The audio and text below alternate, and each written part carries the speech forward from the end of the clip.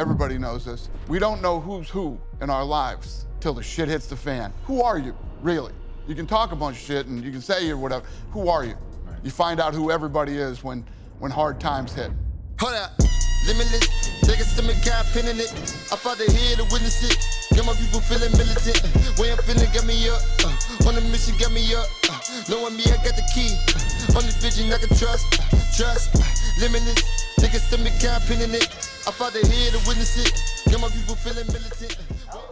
I'm gonna try one of these pivots. What is this? Energy drink? Sure. What's up, baby? You good? How are you? Good You to see look like this man, nice and slim. Hey, we tuck our shirt in around here, dog. See that? Not that you ever look bad, but you look great. We tuck our shirt in around me and Dana White. Y'all professionals. I'm not a shirt tucker. Yeah, me and Dana White, we tuck our shirts, you know what I'm saying? Oh, thank you. I'm a yo-yo, so I fluctuate. Sometimes I tuck and sometimes I untuck. It's got all the good stuff in there. All right. When did they drop those? They didn't. You see that? I'm don't looking gotta at the drop Travis Scotts. I'm like, when they drop those? I always say I got more Travis Scotts than Travis Scott. You remember when we were in the closet, though, Yeah, when we were that at the was spot, great. though. You know, he got everything. Dana, man, round two. You know what I mean?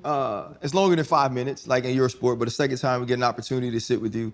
Welcome back to the Pivot. This is Channing Crowder, Fred Taylor, and Ryan Clark. Pivot fam, thank you for pivoting with us. So recently, right, I see that you start to give out jobs on the night of the fight, right? You can be a ring girl on the night of the fight, stuff like that.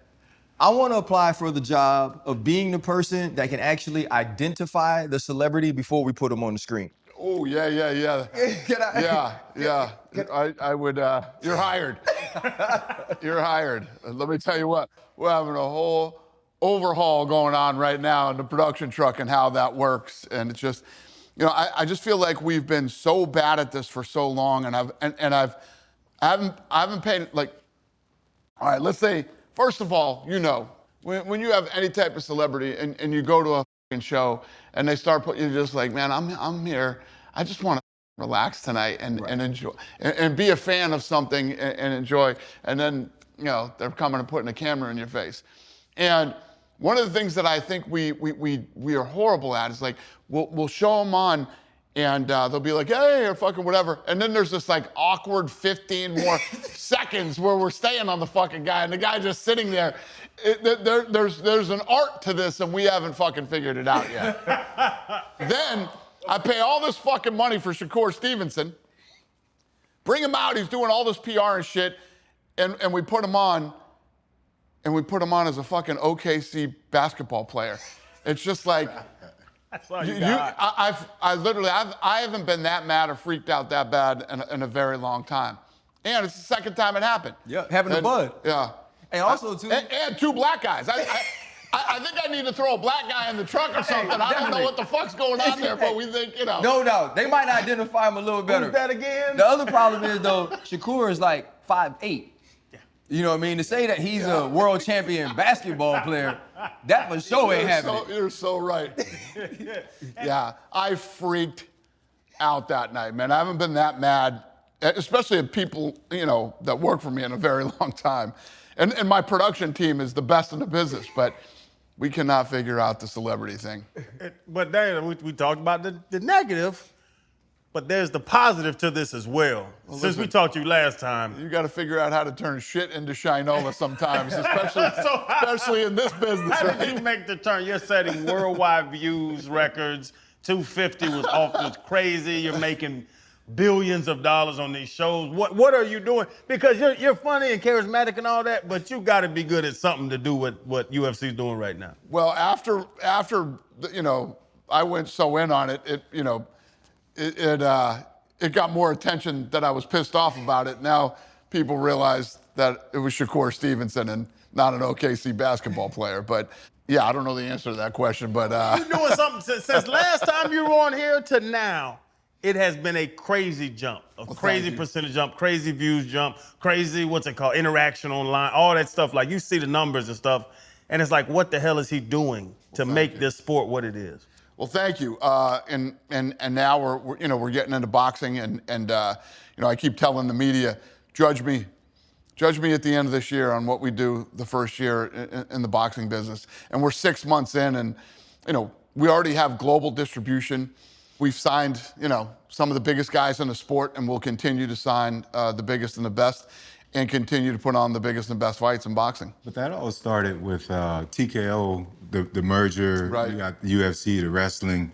Now, how do you pronounce it? Zuffa? Yeah, Zuffa, yeah. Zuffa? Which Box? means to fight in Italian, yeah. Right. Oh, okay. Every way that somebody can kick somebody else's ass, we're gonna be involved in.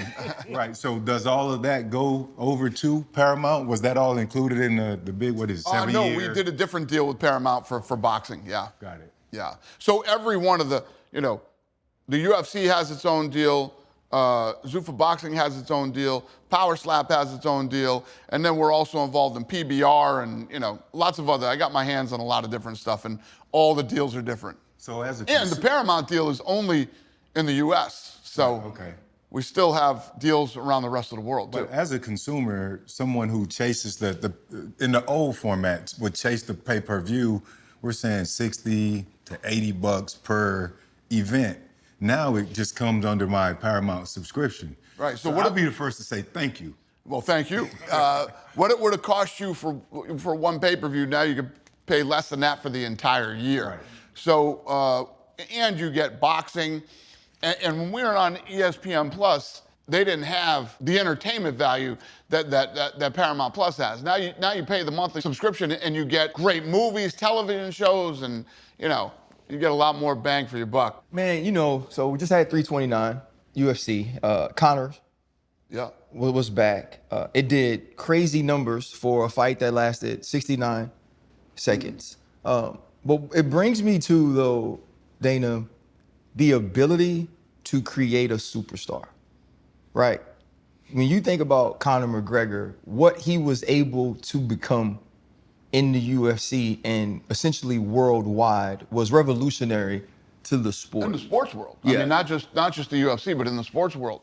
And, I look at a guy like him like a unicorn. People are always asking me, who's the next Conor McGregor? There's never going to be another Conor McGregor.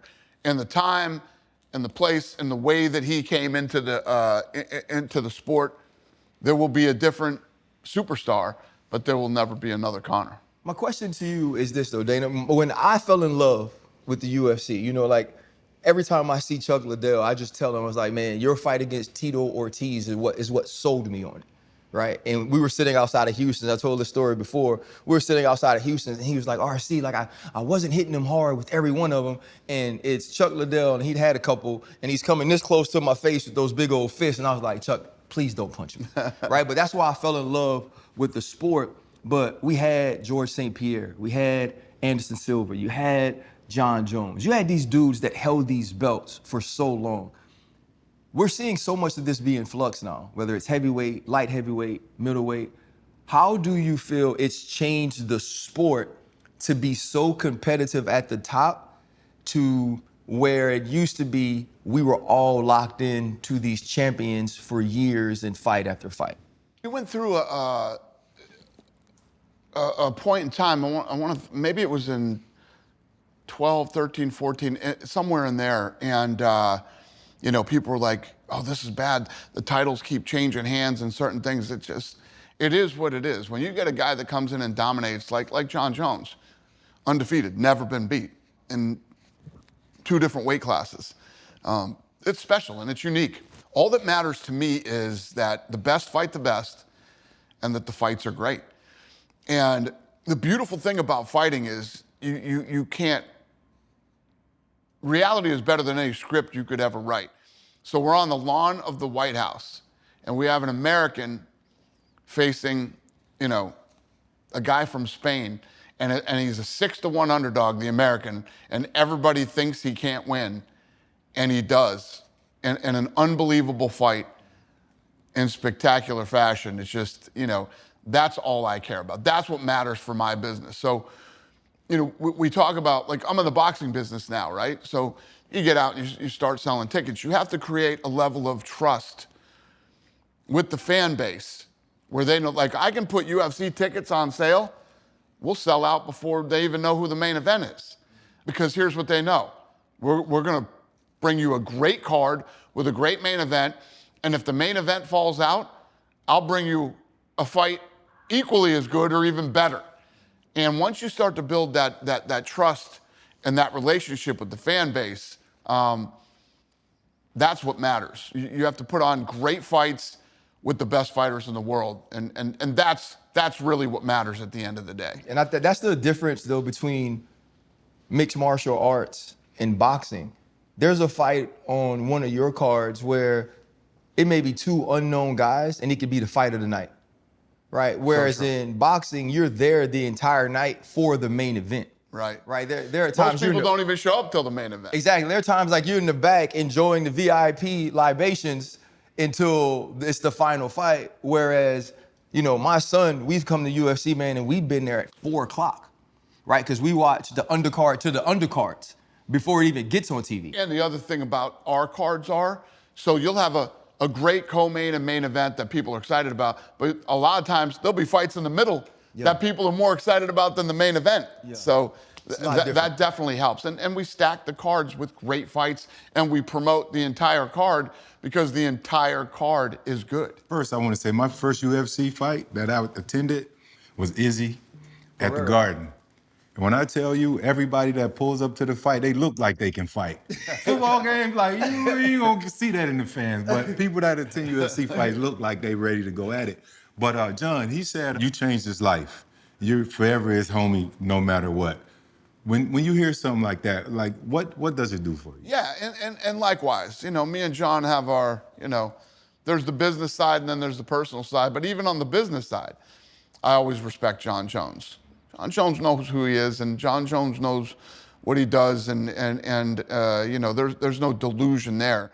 I say, and I'll say again, he's the greatest of all time, and a lot of these fights that he went out and won, he wasn't being very good to himself leading up to those fights. And when you hear the stories come, it's like Michael Jordan, right? Now you start to hear the stories about Michael Jordan. But I love Michael Jordan, just for the record here. So if you didn't know that, like, Michael Jordan is like, to me. So you're hearing these stories about where they're playing in the Olympics, and they play 18 holes of golf.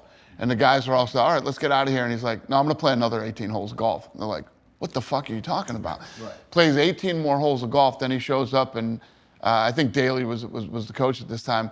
And they're like, you're gonna cover him? He's like, no, I wanna cover this guy. He just talk shit in the paper about me, so I'm gonna cover this guy, right?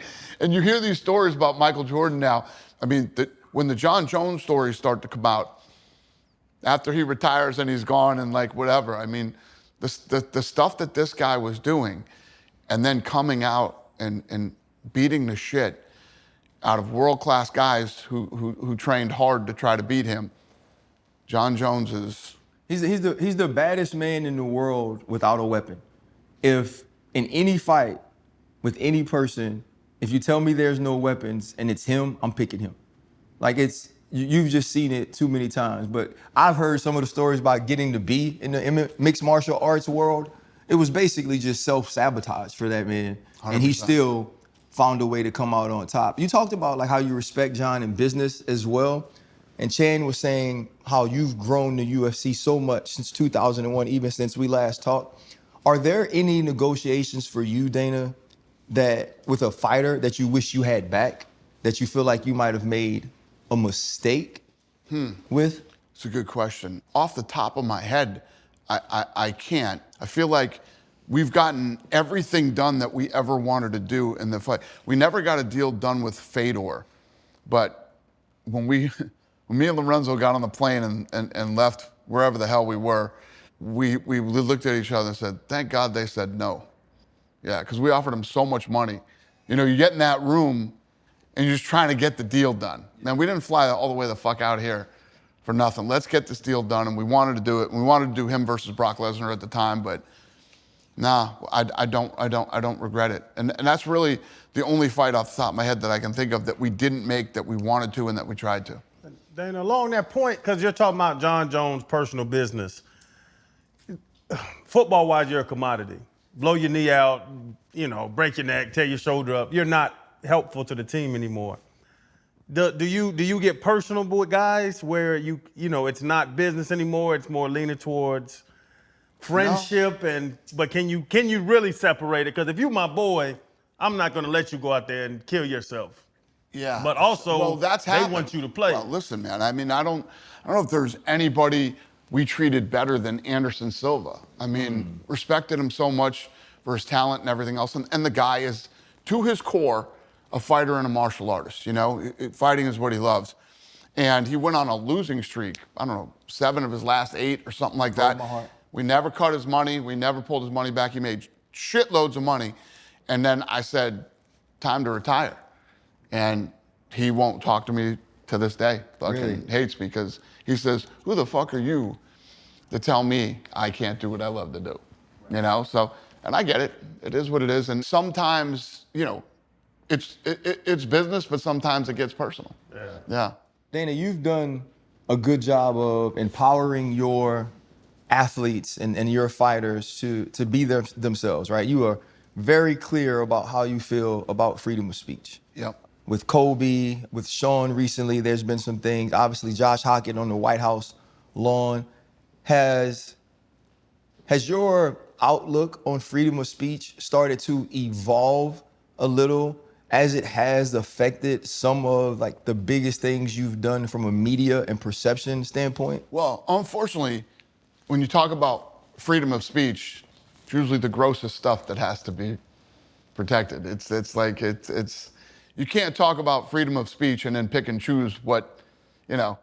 I don't love it all the time, but it is what it is. I mean, in this country, we do have it, and you see what starts to happen around the rest of the world in these places where people are being arrested for what they're posting on social media and stuff like that.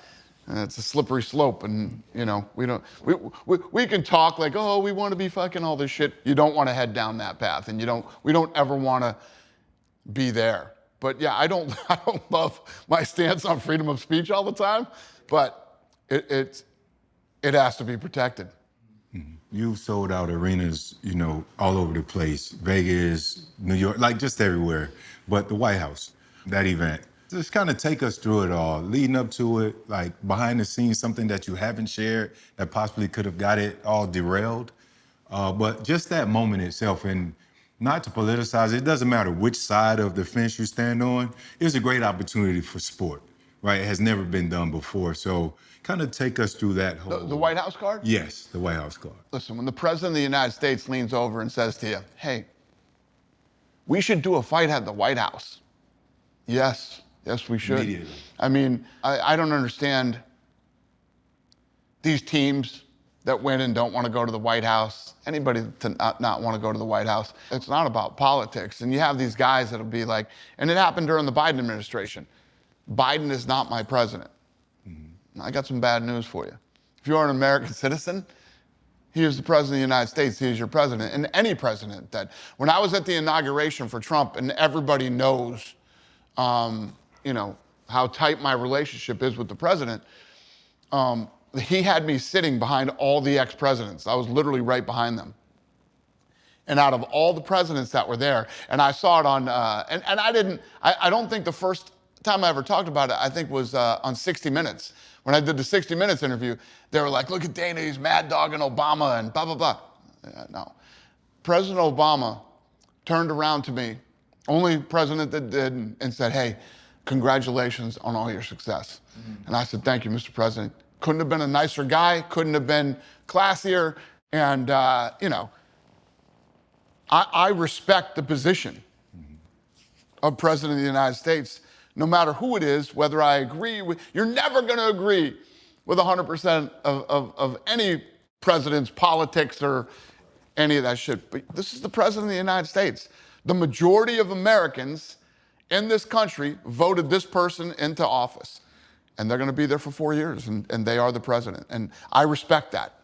Question I have then, if President Obama turns around and shows you that sort of grace, when Josh Hockett says what he says about Mrs. Obama on the White House lawn, right, a place where she represented our country with grace, right? Like you say, regardless of politics, the way that those two humans conducted themselves while they were representing our country was something that we could be proud of, at least in my opinion. When he says that, Dana, is there a way that Daniel or Joe or John can be like, hey, look, that doesn't represent what we all feel? or even you afterwards, is there a way that you guys can come out and say that's his freedom of speech? That's something that us as the UFC, we totally disagree with. Well, if you look leading into that show, everybody was talking about, you got the people that are always going to say, oh, this is a political, this is a MAGA party. This is, the president's, he's throwing his own birthday party and all this bullshit. It's the 250th birthday of America. And to have the opportunity to be able to celebrate that at the White House the way we did, and I said leading up to that fight, if you're far left, if you're far right, if you're right down the middle, this show is for everybody that is an American. We're gonna talk about the history of America, and it's at the White House and all this stuff. And obviously, Barack and Michelle Obama are public figures. And when you're a public figure, I mean, you guys know, I'm sure you guys deal with your own level of bullshit and people talking. It's part of the gig. But what I don't like, first of all, former First Lady of the United States, number one. Number two, a wife, a mother. It's just, it's fucking gross, right? Inappropriate, the timing of it and everything. But, and I think that people understand, that is not, there's people that you can't talk to and you can't change their mind and you can't whatever. Obviously not the opinion of the UFC and not my opinion or anybody else that fought on that card. And it was a really unfortunate thing to happen that night that just, when you hit this fucking grand slam home run and have a perfect event in every way that it could be. Yeah, it's one of those things. You got a fucking moronic, it just, ugh. But, other than that, it was a great fucking night. Yeah, what are you gonna do? Yeah, I was gonna say, you look at the card from Diego to Justin Gaethje, home run on fight selection, fight outcomes, right? Everything you wanted to do with the pageantry of it, and then to have a moment like that on the lawn, in a country or in a place where we've had so much keep politics out of sports, right? There were people who were just tuning in to watch that who, like you said, whether they're far right, far left, down the middle, that sort of moronic, idiotic, flat out false lie. But what I think a lot, when you talk about it, left and right can both look at that. You can't tell me that everybody on the right went, yeah, she's a man. Fucking people were like, what an idiot. Anyway, I could. We'll move on. I could go fucking mental on this show right now, but I won't. We'll move but it on. was just. Yeah, that's tough. It was tough for the whole whole event. It was just, and I didn't even know it. I didn't hear it until after the event. I didn't know he had said it. Like right when he said it there, I didn't know he had said it. When did we go to the White House? Kansas City? Mm-hmm. Kansas City won, we got invited, the Chiefs were getting there, and we went. It had to be different than Madison Square Garden because they checked me 100 times. The Secret Service damn near choked me to death because I'm joking around. How different was it to put on a performance, put on a show in the White House? Yeah. So the level of security, and then you heard about the attack that was, they arrested these guys that were planning, but there were like 6 of those. That was just the one that they went public with. There was like 6 of those. And what I love about that is that you get these sick, deranged fucking lunatics, right? That will do something like this, but I'm glad they do it at an event like this that has that level of security, where we catch all these guys instead of doing it at an event with less security, and innocent people actually get hurt. So I look at the positive in that. But yeah, the level of security getting in was crazy. When we got there, we all had to go through, there were lines and we all had to go through crazy security. There were like 3 security checkpoints that you had to get through to get into the White House, yeah. The Secret Service did an incredible job. I got a weak bladder, so I had to go to the bathroom. And I was like, hey, I'm gonna run in this building, go to the bathroom. I ran in the building. It was the West Wing. And then when I came out the bathroom, it was about 8 big ass dudes with black suits on. And I joke around with people. Right. Hey man, y'all want to see me? No smiles, no nothing. I was like, yeah, this is a different thing. Let me get back out here. It's very serious. Dude, the Correspondents Dinner. When I was at the Correspondents Dinner, and the guy came in with the gun and stuff, these guys kicked open these doors. They ripped the president and the vice president off stage, and big dudes, and they looked like they had like football pads on or something. They were all huge and they had their guns out, and they're screaming, "Everybody get on the fucking ground now!" And they're kicking tables over and shit. And then once they cleared the stage, there was like 8 guys with guns with lights on them just pointed at all of us out there, and I was like, holy shit, this is fucking crazy. And then I'm thinking, then all the guys are coming across the room and they're coming toward our table, and I'm like, is this guy over here? Because we don't know what's going on. Is there a gunman? Is there a bomb? Is there a this? But when it was over, I was like, this is the fucking coolest thing that has ever happened to me. To be involved in something like this and nobody gets hurt, and to experience what this is like, it was absolutely badass and unbelievable. Hey Dana, let's pivot to boxing. You spent years, man, like telling boxing what was wrong, right? And now you signed 2 of the hottest young boxers in Conor Ben and Shakur Stevenson. What's the first thing you fix? Well, first of all, is that the mindset with the fighters that the best are going to fight the best, and not just at the highest level, but on their way up too. So with the UFC, you had to run, if you made it to the top 5, you ran through the gauntlet of the baddest men or women in the world in your weight class.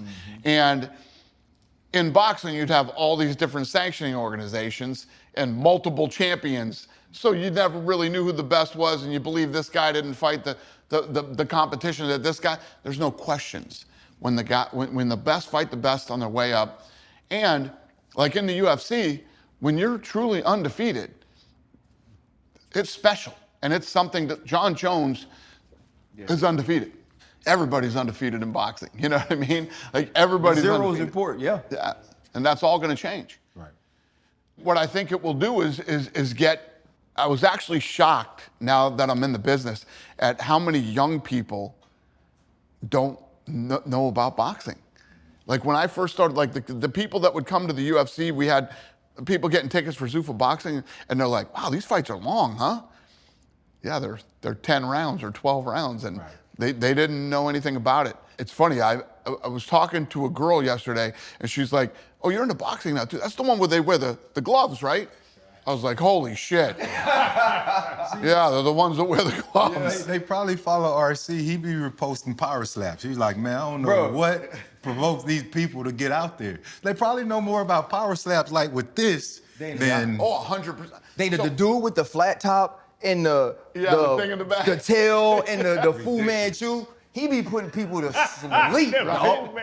Any man that got 7 haircuts, you know he a bad man. Chan, when he slap folks, they go to sleep, dog. It's absolutely true. It's so true. You know what? And power slap is fun and exciting because it's so unique in so many ways. So Ryan Garcia came to Power Slap last week in Vegas. I don't know if you saw the last show, but it was fucking incredible. And one of the guys got slapped and he's out. But then he gets up and he beats the 10 count, right? How he got up and is unbelievable. So the place is going crazy. Now he gets the slap. He slaps and doesn't knock the guy out. Ryan Garcia goes, I'd say, congratulations, sir, you win.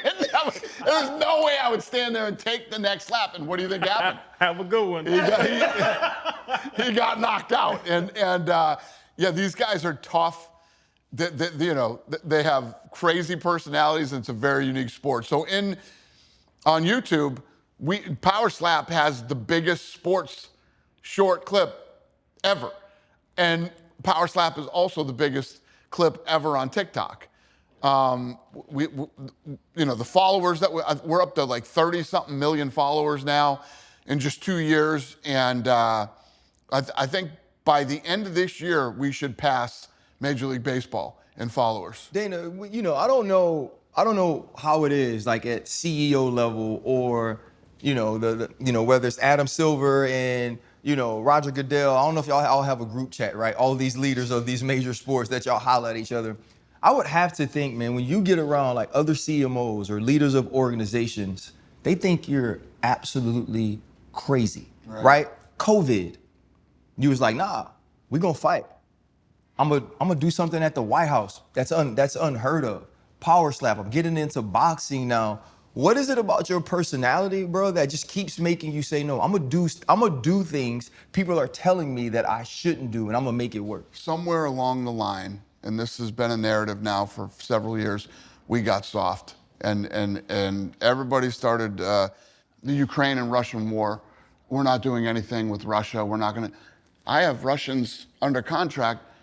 This is how they feed their family and this is how they provide. They don't determine whether they're going to war or not and all that shit. The world is an ugly, mean, bad place sometimes. And there's always gonna be bad things going on and somebody's always gonna be pointed at as the bad guy.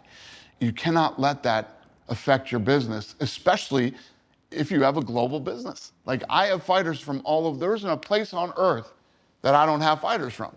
And I promise you, somebody's gonna be pissed off at one of these places. You know, it can be China, Russia, Saudi Arabia, Israel, you know. That's always gonna exist. If you bow down and break to every little thing that's happening in the world, I don't know, it just does. And the COVID thing, COVID didn't make sense to me. So initially when it started, like I told my kids, this is crazy. I mean, people that we love and care about are probably gonna die from this thing. And then as it started to play out a little bit longer, I started to go, wait a minute. I can go into a restaurant, take my mask off and eat, but then I gotta put my mask back on and it just, a lot of the things didn't start to add up as far as common sense went. And what pissed me off is when we're going into COVID, right? COVID starting, we're putting the last screw in the apex. I just built my own arena. Mm-hmm. So I'm talking to the governor and I'm like, I can put on fights. I just need production guys. We can social distance. We can wear masks. All the fucking bullshit that they talked about during that point in time that when you look back now is fucking hilarious, right? Spraying their packages and all the shit that went on. And he's telling me I can't do it. What do you mean I can't do it? You know, there's all these other things we can do, but I can't go put on this sporting event in my own arena next door if I follow all these rules. And he's like, yeah, no, you can't do it. I'm like, well, you know what? Fuck you. All I need, I'll go to a fucking deserted island somewhere. I got to set up an octagon. Yep. I got to have this, that, and you know, that's how Fight Island was created. And our sport grew 77% during COVID. And to that point, Dana, who do you consult with? Because I don't. So you got to ask somebody. Yeah. I call them. I got therapists. You know, I got different people that I talk with. Who does Dana White look for when you're, I don't say confused, but just want an outside voice? Well, here's the thing that we were looking at too. You know, we just had our service awards, which means our employees that have been with us for a long time, and we throw this party and we acknowledge them and thank them for everything they've done for the company. And we had it during the week of the Conor fight, International Fight Week. And the list of people on this 25, 20, 15 years, I mean, these people have been with me for a very long time. And once you get into like a big corporate structure, we're a public company and all that shit, you know, sometimes, you know, decisions are made that I feel, you know, we talk about free speech and people might say some things that you know, that suck and that you don't want to hear and that are ugly and all these other things. But I think some of the things that happen in the corporate world are way worse. You know, you start, when something bad happens and, oh shit, we might lose money, then you start looking at a sheet of people who work for you And now you don't become a name or a human or whatever. It's just like, we have to cut costs and that is just not, that's when I say, no, we need to fucking step up and we need to take care of our people. The scariest time in our lifetime happens, and we're gonna have to lay people off. Hey, everybody, good luck. I hope this works out for you and your family. See, I went the exact opposite direction. I'm the run into the fire guy. Listen, I got a really nice fucking house, right? And I've done well in life. If hiding in my house is I could have done that forever. Could have hid in my house. Yeah, let's lay off all these guys and let's do no. We're not laying anybody off. We're gonna figure this out. We're gonna take care of our team. And that's why when it's time to run into the fire, my fucking team runs with me. You'd have been in a big house, they'd have had no house. That's how you develop a loyalty too of the people that work with you. Yeah, well, me and my team were never closer than we were when we came out of COVID.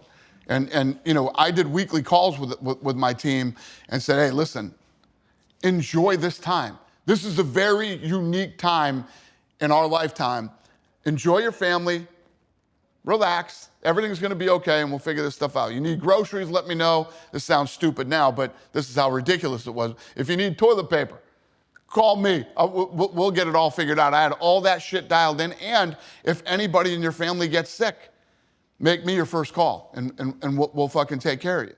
You know this, everybody knows this. We don't know who's who in our lives till the shit hits the fan, right? Who are you, really?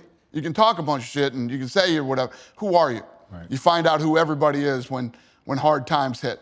Originally, I wanted to ask you to try the pivot, but you did that coming in the room. But I got another favor.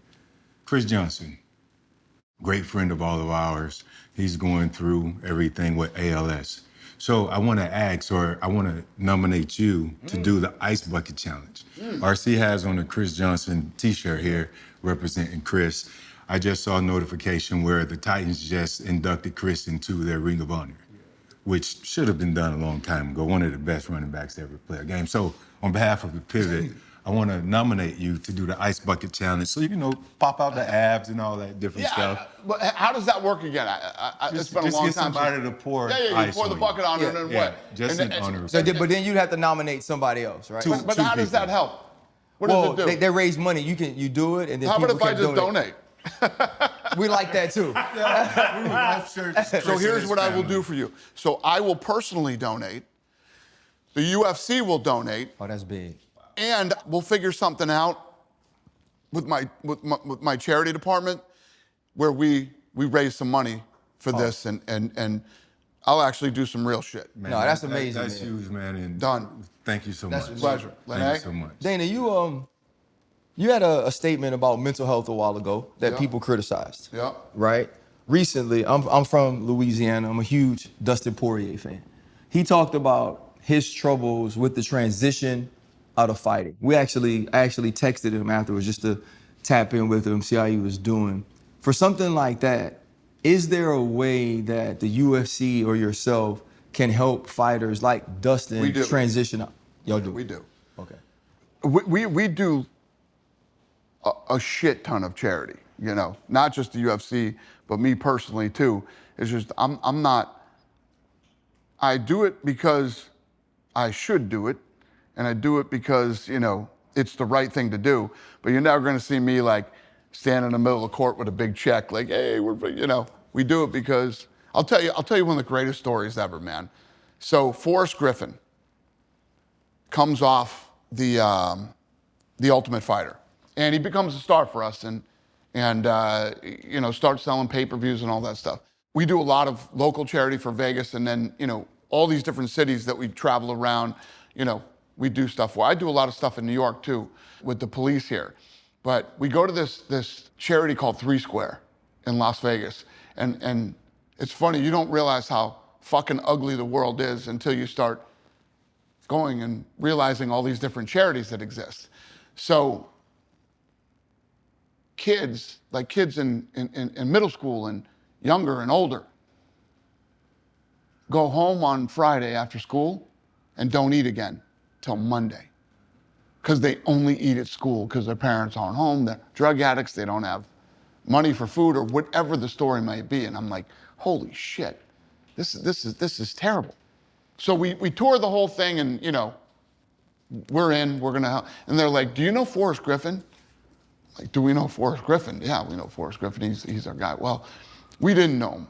So he would come here every day and work for hours, packing food and making, you know, all this stuff. And then every day when he would leave, he would write a check. And we're like, no shit. And they're like, yeah. And then we ended up finding out like he's a UFC fighter. We didn't even know who he was. He would go there every day. No, not looking for any credit, not fucking taking selfies and posting shit and all this stuff. And, you know, and then, you know, he went on to have a great career. And then I hired him and he works for the UFC. He's an executive at the UFC now. But, you know, that's the type of charity that I like. Yeah, I got to meet him at the Apex, actually, when I went to the Ultimate Fighter. Couldn't have been a more awesome human. Like, just a good dude, and obviously anybody who loves the sport knows that his fight with Stephan Bonnar was one of the fights that... Well, it's the reason I'm sitting here talking to you right now. But I say it's one of the fights that propelled the UFC to what it was. So it's awesome that, you know, you continue to keep him around. I don't know if this story is true, Dana, but I do want to ask you. I got to meet Gary Brecka. I met him in France, right? We're having all these conversations. We're talking about getting my blood work to him. And you look great. Not that you didn't look great, but you look great. He was fat. I'm fat, no, So I just saw him yesterday at the CNBC thing, and I said, damn, you look lean, man. He's like, yeah, I'm with Gary Brecka now. But go ahead, yeah. So he said that he doesn't believe if you don't meet him, start doing some things to change your life, he says he doesn't think that you're still alive right now. How true is that? Yeah, I agree with that. So, he has this thing. I heard about him. I didn't even want to meet him. I'm like, I'm not into this goofy hippie shit. I was a believer in modern medicine, right? That's true, man. Right? So remember Casey Kasem's top 40? Yeah. So me and his daughter have been really good friends for years. Her name's Carrie Kasem, and she is a hippie, and into all this holistic stuff, and she's like, I'm telling you, Dana, I have to make this introduction to Gary Brecka. He does this, he does that, and all this shit. I didn't want to meet him. I'm like, I'm good. I got great doctors and whatever. And I did have a ton of health problems at the time. And one of them was I had sleep apnea so bad that I would throw up every night. Every night. And because of that, I would like start losing my voice, and I'd wake up and I couldn't breathe, and the list goes on and on, the laundry list of shit that I had going on. So then I heard that he could predict how long you would live. And now that I was into. I was like, all right, this I want to know. This is fascinating. And it was my son's 21st birthday, and we went down to Miami, and we hired Gary and his team to do the IVs. You know, you're gonna be down there fucking drinking and shit. So we hire him for the IVs, and he says, can I do your blood work since we got all this stuff? I said, sure. So he takes my blood, and then I'm like, oh, how long is it gonna take for you to tell me how long I'm gonna live? And he's like, I'll take whenever so he starts calling me and saying, hey, I wanna come to Las Vegas and meet with you and go through I said, no, just tell me on the phone. Long story short, he gets in my office, right? Now, if you go see a doctor, like, and you got some problems, right? And you've been working, you know, your family doctor for 10 years, and you're gonna switch doctors. The old doctor sends the new doctor all your paperwork, right? Wow. This guy knows nothing about you. He takes your blood, and he did a gene test on me. He came in my office and told me every fucking thing that was wrong with me. And I was like, God damn. I said, all right, man, from my blood work. He told me what was wrong with me. I didn't tell him shit. I didn't even want to meet the guy. And then we're coming out of COVID, right? Which, if COVID didn't show you that the medical world is full of shit, there's no helping you, okay? You can't be saved. And so I start working with this guy. He says, you do what I tell you to do for 10 weeks, and I'll change your whole life. It didn't take 10 weeks. It took 6 weeks. In 6 weeks, all the shit that was wrong with me started to get better. And then my sleep apnea, you know? And I speak so highly of Gary Brecka publicly. You know, you have these guys online that are whatever. And I just want to make this clear. I don't give a shit if you use Gary Brecka or don't. Stick with your doctor. Slap that CPAP mask on your big fat face. Try to sleep. Good luck to you all. I wish you all the best. How long did he tell you had to live, D? Huh? How long did he tell you? No sleep apnea. My legs were all messed. All my stuff is perfect. Now, I had two of the best doctors, you know, in my area, you know, meaning LA and Vegas. And when they first heard I was doing this, they're like, Dana, what are you doing? I said, listen, 10 weeks, the guy, both my fucking doctors work with Gary Brecka now. Damn. Both of them. At what point did you start taking your shirt off? Because you had a lot. 7 weeks into 7 the thing. weeks, I started seeing you half naked. I'm like, damn, Dana. Well, here's the thing. You got to think, at 54, I was in the best shape I'd ever been in my life, even when I was 21, 22 years old, you know? And you know, and I mean, and a laundry list of celebrities that Gary Brecka works with, and, you know, I'm not going to put anybody else's shit out there. That's up to them. But I mean, some of these big stars and celebrities that you see, you know, guys that are jacked and whatever, they're all working with Gary. Gary had to go in and fine tune and fix a lot of stuff. This guy is my 84-year-old mother-in-law. Beat cancer 3 times with Gary Brecka. Wow. And just within the last 3 weeks, again, 84 years old. And then, you know, you take the blood work and they're like, oh, the cancer's coming back as all these cells. Gary will work with her.